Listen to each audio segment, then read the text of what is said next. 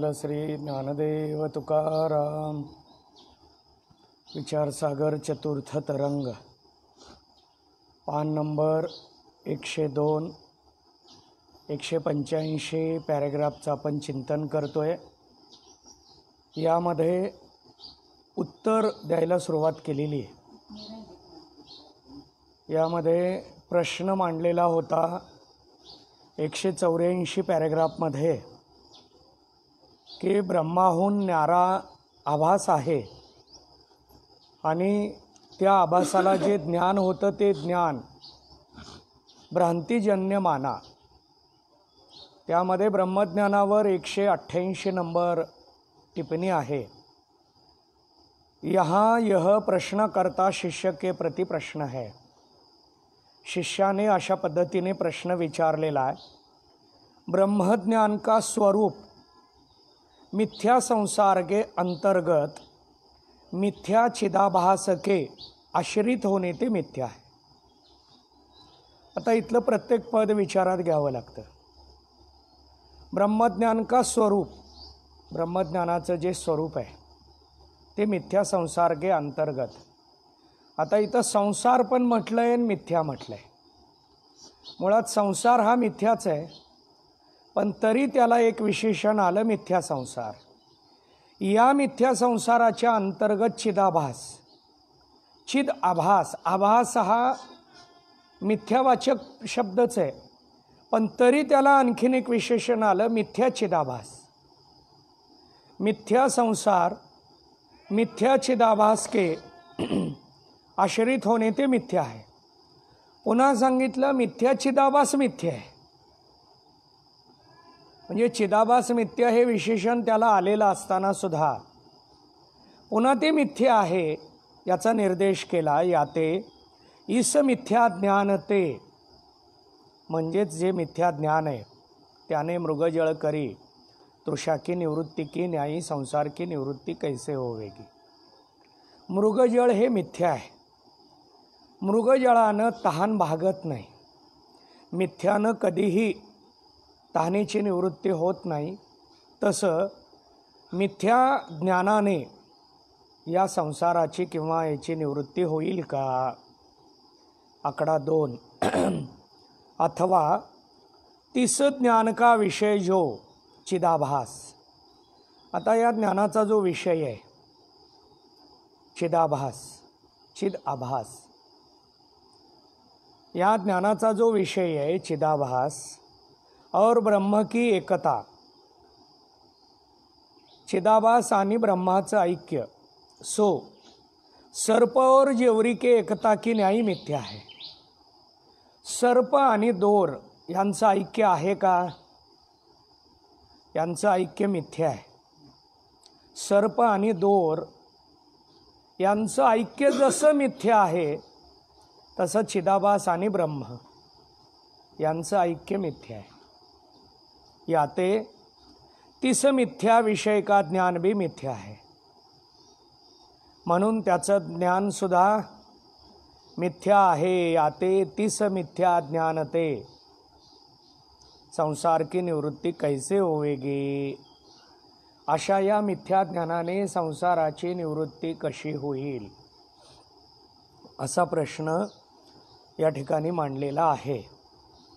आणि त्यामध्ये आता आकडा 1, वरच्या आकडा 1 मध्ये सुद्धा हाच विचार मांडला। आकडा 2 मध्ये तेच चिंतन आलं। आता त्याच्या अंतर्गत 3 में ज्ञान का स्वरूप मिथ्या है। यह वार्ता हम भी अंगीकार करे है। ही वार्ता, हे मत आम्ही सुद्धा अंगीकार करतो, आम्ही स्वीकारतो, परंतु तिस मिथ्या ज्ञान से संसार की निवृत्ती बने है। या मिथ्या ज्ञानाने संसाराची निवृत्ती होते। काहे ते, कशी होते? जैसा यक्ष तैसा बली, इस लौकिक न्याय करी। जैसा मिथ्या संसार ताकि निवृत्ती अर्थ ज्ञान भी तैसा मिथ्या ही चाहिए। आपल्याकडे बली देण्याची पद्धत आहे। बली दिला जातो। जसा यक्ष असेल तसा बळी असतो. म्हणजे बळी देण्याच्या पद्धतीमध्ये वेगवेगळे प्रकार आहेत. आपल्या डोळ्यासमोर यक्षसुद्धा नाही आणि त्यामुळं बळीसुद्धा त्याच पद्धतीचा दिला जातो. याप्रमाणे मिथ्या संसारसुद्धा काय आहे? मिथ्या आहे. ताकी निवृत्ती अर्थ ज्ञान भी तैसा मिथ्या ही चाहिए. त्याची निवृत्तीसुद्धा काय आहे? मिथ्या आहे. किंवा समान सत्ता वाले पदार्थ आपस में साधक बाधक है. सत्ता समान असेल तर एकमेकांमध्ये व्यवहारसुद्धा साधक बाधक होतो. सत्ता भिन्न आहे, व्यवहारसुद्धा भिन्न होतो. सत्ता जर एक असेल, समान असेल, तर त्यात साधक व्यवहार असेल, बाधक व्यवहार असेल, तो होणार. पण सत्ता भिन्न असेल तर व्यवहारसुद्धा भिन्न होतो. मग इतर रज्जूची सत्ता आणि सर्पाची सत्ता एक आहे का वेगळी आहे? रज्जूची सत्ता व्यावहारिक आहे आणि सर्पाची सत्ता प्रातिभाषिक आहे. त्यामुळं भिन्न आहे.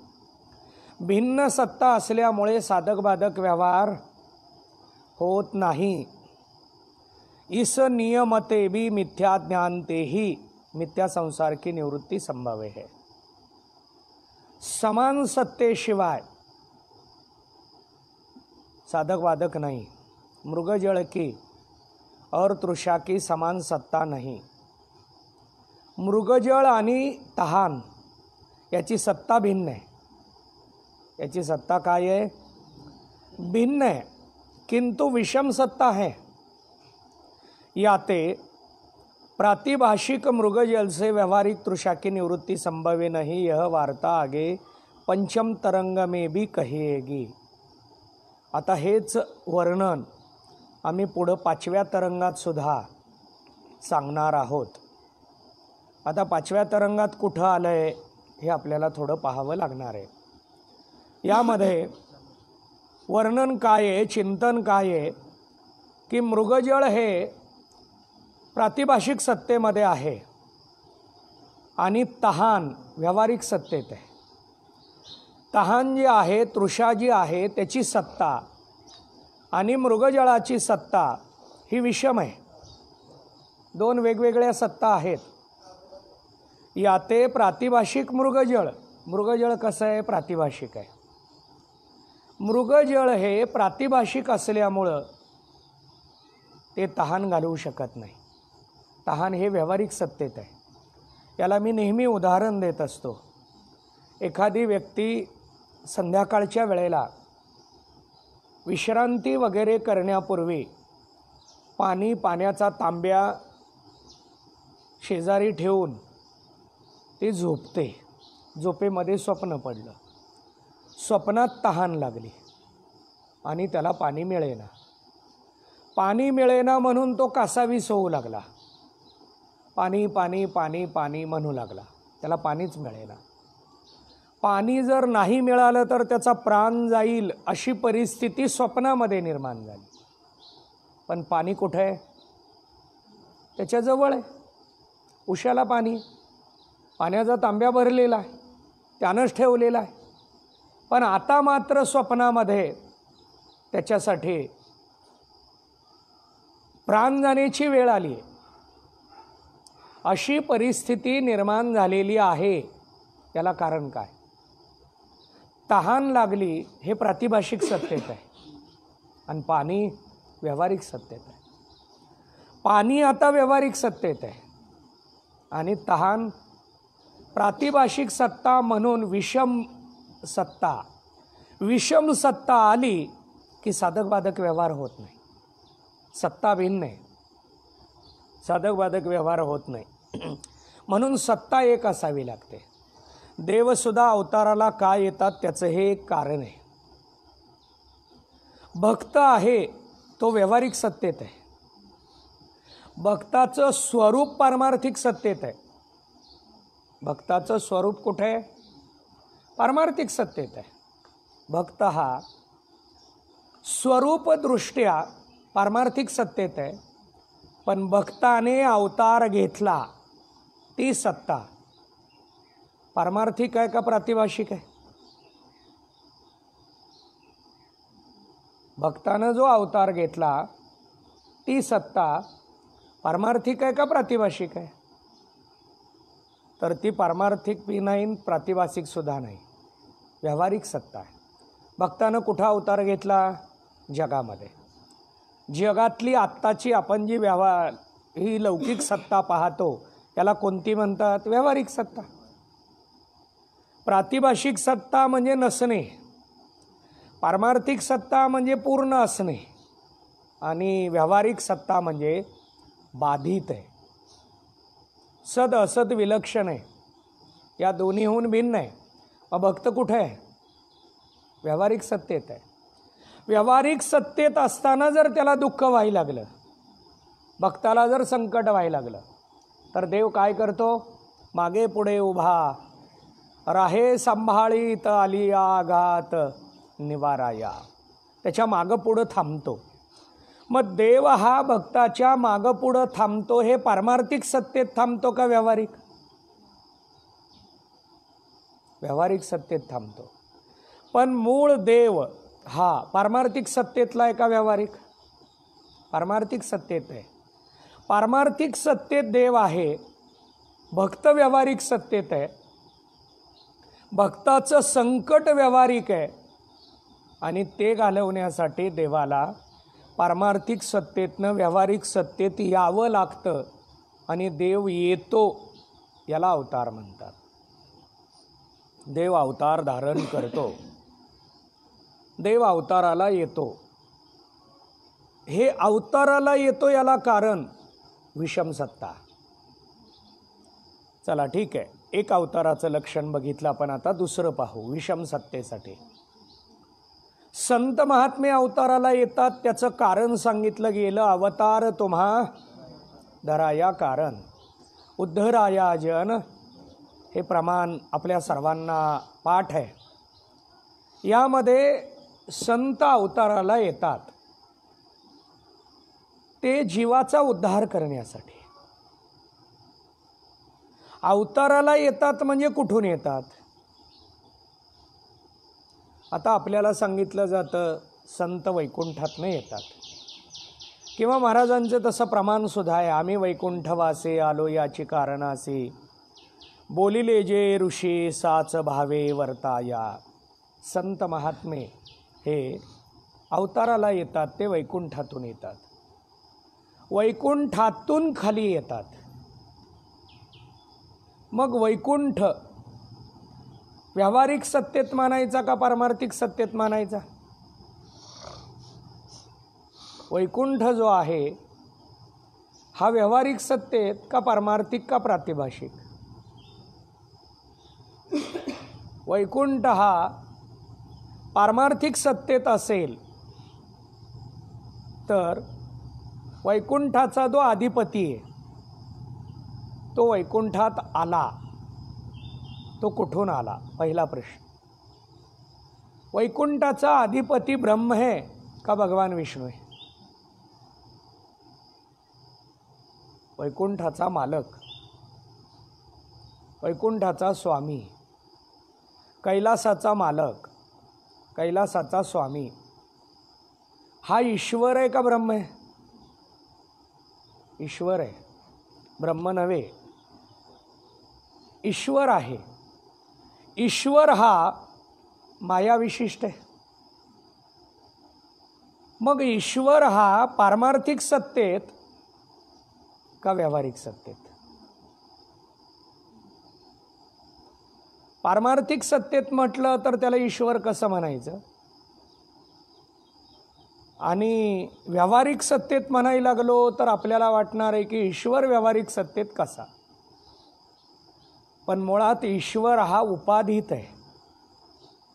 उपाधीत आला, लोकामध्ये आला, लोक त्यानं निर्माण केले, म्हणजे तो क्रियाशील झाला. ब्रह्माचा विचार केला तर निष्क्रियम ब्रह्ममुच्यते, ब्रह्म निष्क्रिय आहे. त्याच्या ठिकाणी क्रिया संभवत नाही, क्रिया नाही, तो क्रिया करत नाही. जो क्रिया करतो तो ब्रह्म नाही. मग क्रिया करणारा कोण आहे? व्यापक क्रिया करतो तो ईश्वर आहे आणि वेष्टी क्रिया करतो तो जीव आहे. फक्त व्यापक क्रिया करतो त्याचं त्या क्रियेमध्ये तादात्म्य नाही म्हणून त्याला ईश्वर म्हटलं, आणि वेष्टी क्रियेमध्ये तादात्म्य आहे म्हणून याला जीव म्हटलं. क्रियेमध्ये तादात्म्य नाही म्हणून ईश्वराला कर्माचा भोग नाही, आणि जीवाचं क्रियेमध्ये तादात्म्य आहे म्हणून याला भोग आहे. हा भोग याला भोगावा लागतो. परंतु आपण चिंतन काय करत होतो? संत महात्मे वैकुंठातून खाली आले. वैकुंठातून खाली आले पण व्यावहारिक सत्ताच आहे. मग संत पारमार्थिक सत्तेतनं वैकुंठात आले असाला अवतार मानायचं का वैकुंठातनं जीवाकडं आले याला अवतार मानायचं? अवतार या शब्दाचा विचार करत असताना संत हे ब्रह्मस्वरूप आहे म्हणून अभंग पाहायला मिळतो आपल्याला. ब्रह्ममूर्ती संत जगी अवतरले उद्धराया आले दीन जना. संत हे ब्रह्मस्वरूप आहेत, ब्रह्मरूप आहेत. ब्रह्मस्थितीत असलेले संत अवताराला आले. जगी अवतरले ब्रह्ममूर्ती, ब्रह्मस्वरूप असलेले संत अवताराला आले. पारमार्थिक सत्तेतनं व्यावहारिक सत्तेत आले. आता यात माझा प्रश्न चालू आहे, संत पारमार्थिक सत्तेतनं वैकुंठात आले का पारमार्थिक सत्तेतनं जगात आले?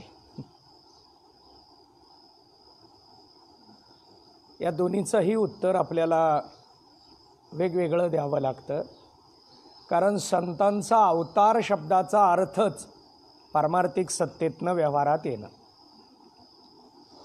पारमार्थिक सत्तेतून व्यवहारामध्ये येणं यालाच अवतार असं म्हटलं गेलेलं आहे.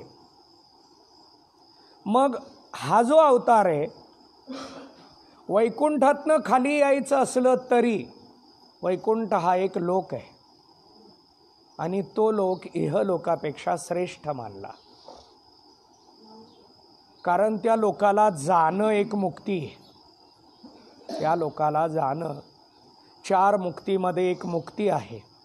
सलोकता, नंतर समीपता, नंतर सरूपता आणि नंतर सायुज्यता. अशा 4 मुक्तीचा विचार केला जातो आणि त्या दृष्टीने आपल्यासमोर चिंतन मांडलं जातं. यामध्ये सलोक ही मुक्ती आहे, पण ही मुक्ती जरी असली तरी ही मुक्ती उपासना पद्धतीतली मुक्ती आहे.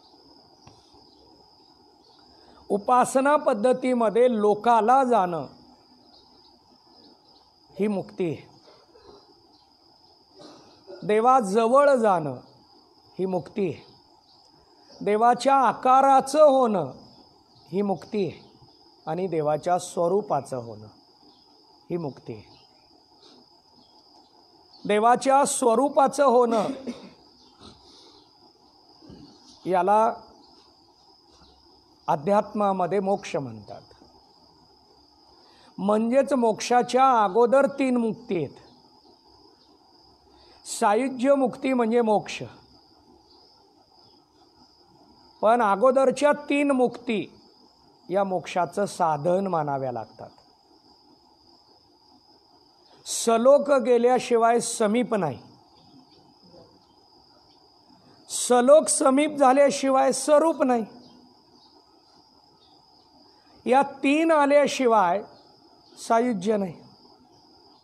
म्हणजे सायुज्य मुक्तीसाठी पहिल्या 3 काय आहेत? साधन आहेत. 4थ्या मुक्तीसाठी पहिल्या 3 साधन आहेत. पण आवश्यक आहेत. या 3 शिवाय चौथी मिळत नाही आणि म्हणून या 3चा आपल्यासमोर प्राधान्यानं विचार मांडला. आत्ता माझं चिंतन जे चालू आहे ते विषम सत्ता या अनुषंगानं चालू आहे. यामध्ये संत महात्मे वैकुंठातून खाली येतात. बरं, वैकुंठातून खाली आले ते देहाला आले म्हणजे अवतार व्यवहारात आले. देहाला येऊन वृत्तीवर नाही आले तरी त्यांची ती अवस्था कोणती आहे? त्यांची ती अवस्था पारमार्थिकच आहे. संत महात्मे अवताराला आले तरी पारमार्थिक सत्तेत बिघाड होत नाही. एक. दुसरं, संत महात्मे पारमार्थिक सत्तेतनं व्यवहारात आणि पारमार्थिक सत्तेत कधीही जाऊ शकतात. त्यांना त्याचं कसलंही बंधन नाही. संत महात्मे पारमार्थिक सत्तेतनं व्यवहारात आणि व्यावहारिक सत्तेतनं पारमार्थिक सत्तेत स्वेच्छेने येतात. त्यांना बंधन नाही. पण जो मुक्त आहे, जो मुक्त आहे तो स्वरूप स्थितीला कधी जातो आणि मुक्त देहबुद्धीला प्रवृत्तीला कधी येतो? एक बारकावा मांडायला लागलो. अतिमहत्त्वाचं चिंतन आहे. यामध्ये जो मुक्त आहे तो आपल्या स्वरूप स्थितीत रममान झाला, पण तो देहावर नाही म्हणून या स्थितीला विदेहमुक्ती म्हटलं.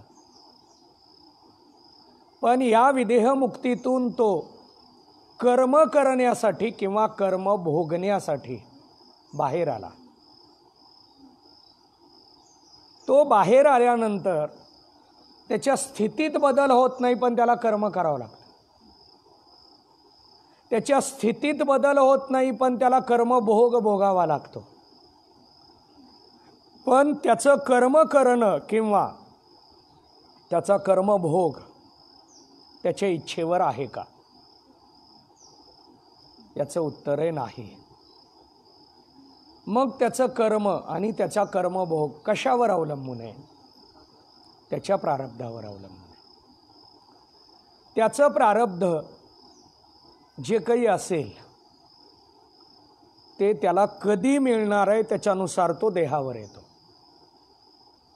आणि पुन्हा तो आपल्या स्वरूप स्थितीत जातो. स्वतःच्या इच्छेवर तो प्रवृत्त होत नाही, बाहेर येत नाही. पण संत महात्मे स्वरूप स्थितीत केव्हा जायचं आणि स्वरूप स्थितीतून बाहेर केव्हा यायचं हे स्वतः ठरवतात. संतांना बाहेर येण्यासाठी सुद्धा ईश्वर इच्छेची सुद्धा गरज नाही, कर्माची सुद्धा आवश्यकता नाही. संतांच्या या अवतार पदाचं एक वेगळं लक्षण आहे. संत महात्मे देहावर येतात, प्रवृत्त होतात, देह कार्य करतात. ज्ञानोबरायांनी रेडा बोलवला. अंगी ऐसे बळ रेडा बोले. ज्ञानोबरायांनी रेडा बोलवला. रेडा बोलवण्यासाठी ते बाहेर आले. या प्रसंगामध्ये ज्ञानोबराय रेडा बोलवायला लागले, कारण त्यांना ब्रह्मवृंदांनी सांगितलं की तुम्ही रेड्याच्या मुखातून वेद वदवा. ज्ञानोबरायांनी स्वतःला एकाग्र केलं आणि रेड्याच्या रोमरोमातून वेद बोलवतो ही भूमिका घेतली. ब्रह्मवृंदांनी त्यांना फक्त सांगितलं होतं तुम्ही रेड्याला बोलवा, रेड्याकडून वेद वदवून घ्या असं सांगितलं होतं. परंतु ज्ञानोबरायांनी स्वतःला एकाग्र केलं आणि रेड्याच्या रोमरोमातून वेद वदवून घेण्याचा विचार केला. तसा त्यांचा प्रयत्न सुरू होताना निवृत्तीनाथांच्या लक्षात आलं. निवृत्तीनाथांनी ज्ञानोबरायांना थांबवलं आणि सांगितलं की तुम्ही यांच्या रोमरोमातून वेद वधवून घेऊ नका, यांच्या मुखातूनच वेद वधवून घ्या. त्यानंतर ज्ञानोबारायांनी रेड्याच्या मस्तकावर हात ठेवला आणि रेडा वेद बोलू लागला. त्यातला बारकावा म्हणतो, ज्या वेळेला ब्रह्मवृंदांनी ज्ञानोबारायांना रेड्याच्या मुखातून वेद वधवून घ्या असं सांगितल्यानंतर ज्ञानोबारायांनी रेड्याच्या रोमरोमातून वेद वधवण्याचा विचार केला आणि स्वतःला एकाग्र केलं. तोपर्यंत निवृत्तीनाथ स्वमहिमेत आहेत, देहावर आले नाहीत. ज्या वेळेला निवृत्तीनाथ देहावर आले आणि त्यांच्या लक्षात आलं की हे थोडंसं अघटित घडणार आहे आणि म्हणून ताबडतोब निवृत्तीनाथांनी ज्ञानोबारायांना थांबवलं. जर निवृत्तीनाथ अजूनसुद्धा जरी स्वमहिमेतनं बाहेर आले नसते तर ज्ञानोबारायांनी रोमरोमातून वेद वधवून घेतले असते.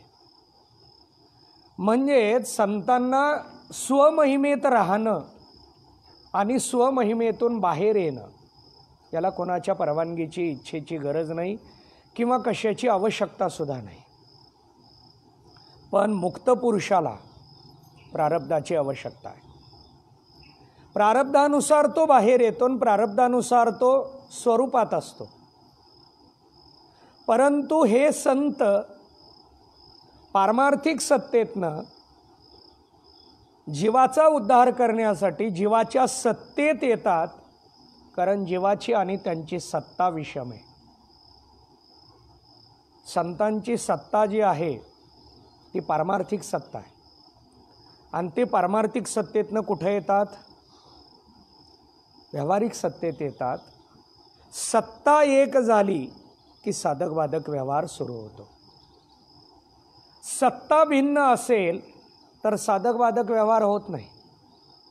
आणि म्हणून संत महात्मे आपल्या सत्तेतनं अवताराला येतात. तसे देवसुद्धा आपल्या सत्तेतनं व्यावहारिक सत्तेत येतात. ब्रह्मदेवानी भगवान विष्णूंना विचारलं, तुम्ही सारखं खाली का जाता? इतरांकडून काम करून घेता येत नाही का? तर त्यांच्या सत्तेत जावं लागतं आणि त्यांच्या सत्तेत जाऊन त्यांच्या प्रमाणात ते कार्य करावं लागतं आणि ते त्यांना शक्य होईल असं नाही. कारण देवांना आम्ही देव आहोत हा भाव देवाकडं जास्त आहे स्वर्गातल्या. ते त्यातून खाली यायला तयार होत नाही. जसं आम्ही कीर्तनकार मंडळी खाली यायला तयार होत नाही. आम्ही आमच्या कीर्तनकार या स्वमहिमेत असतो, पण कीर्तनात स्वमहिमेत असावं. राहिलेल्या 22 तासात आपण सगळ्याप्रमाणे राहिलं पाहिजे हा विचार आमच्या मनात येत नाही आणि म्हणून आम्ही जनमानसात मिसळत नाही. सत्ता भिन्न आहे. यामध्ये स्वर्गातील देव हे अहममध्ये असतात आणि म्हणून ब्रह्मदेवानं सुद्धा कृष्ण परमात्म्याची परीक्षा घेतली, गायी चोरून नेल्या. शिवाय काला घेण्यासाठी स्वर्गातील देव मंडळी मासे झाले, परंतु त्यांना काला कृष्ण परमात्म्यानं मिळू दिला नाही. कारण तुमचा देवत्व भाव शिल्लक आहे, अहम शिल्लक आहे. समान सत्तेसाठी हा अहम बाजूला ठेवावा लागतो आणि मग समान सत्तेत यावं लागतं. या अनुषंगाचा इथला विचार आणखीन आपल्याला करायचा आहे, पण तो आपण उद्या करू. पुंडलिक वरदा हरी विठ्ठल. श्री ज्ञानदेव तुकाराम.